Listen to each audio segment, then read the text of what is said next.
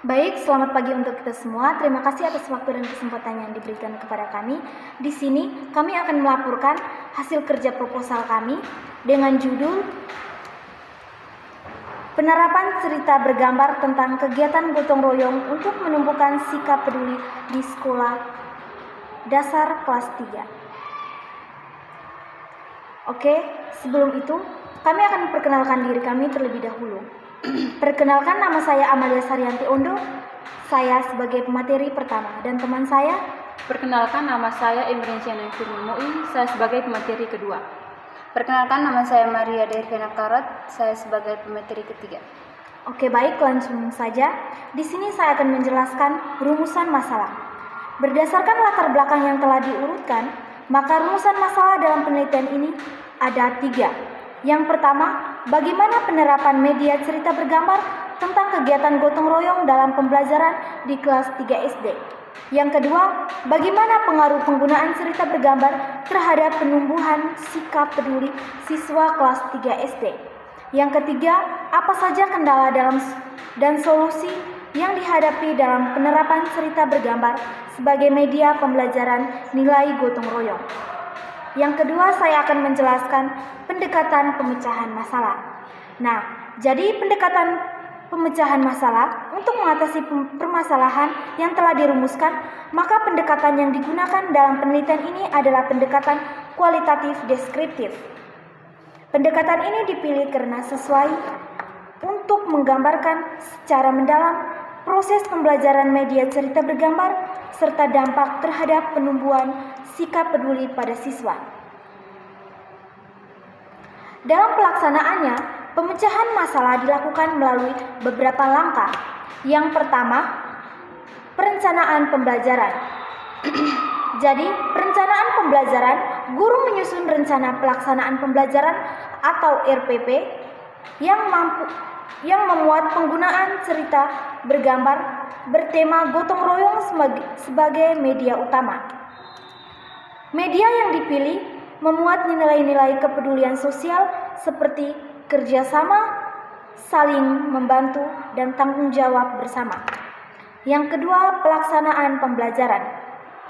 Guru menyampaikan cerita bergambar secara interaktif melalui metode bercerita atau storytelling dan diskusi kelompok.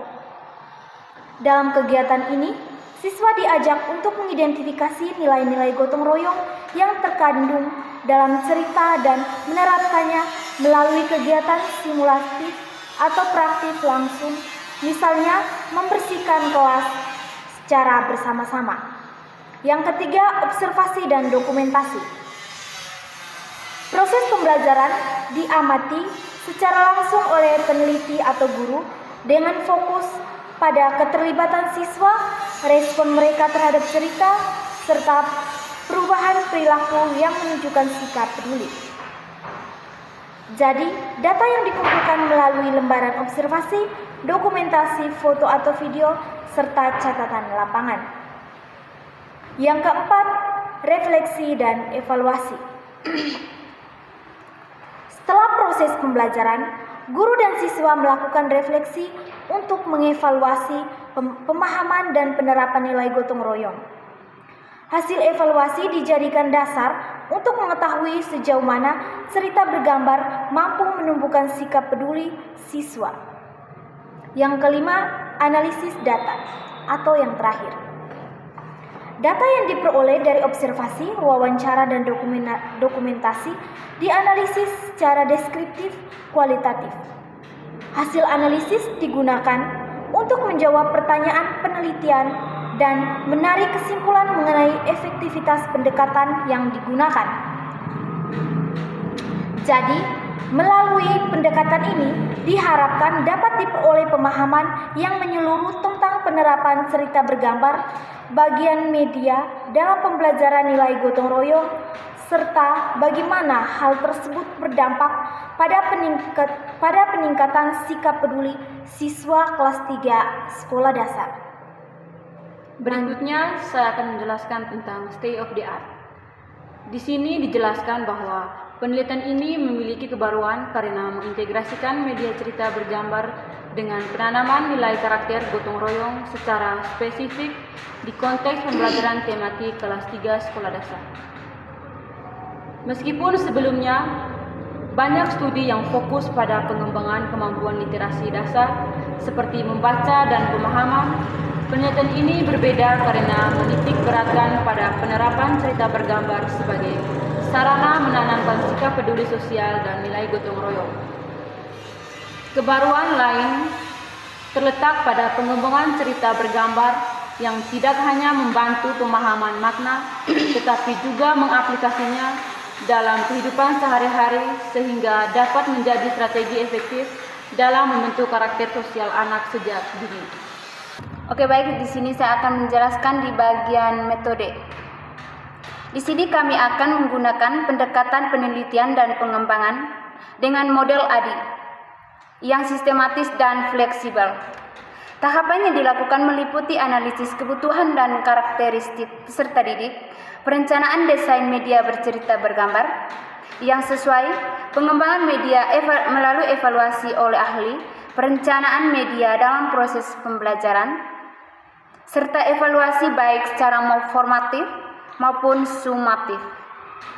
Teknik analisis data yang digunakan meliputi pengumpulan data kualitatif melalui observasi, wawancara, dan dokumentasi yang dianalisis secara deskriptif, serta data kualitatif dari angket sikap siswa yang diolah menggunakan statistik deskriptif dan uji statistik seperti uji berpasangan.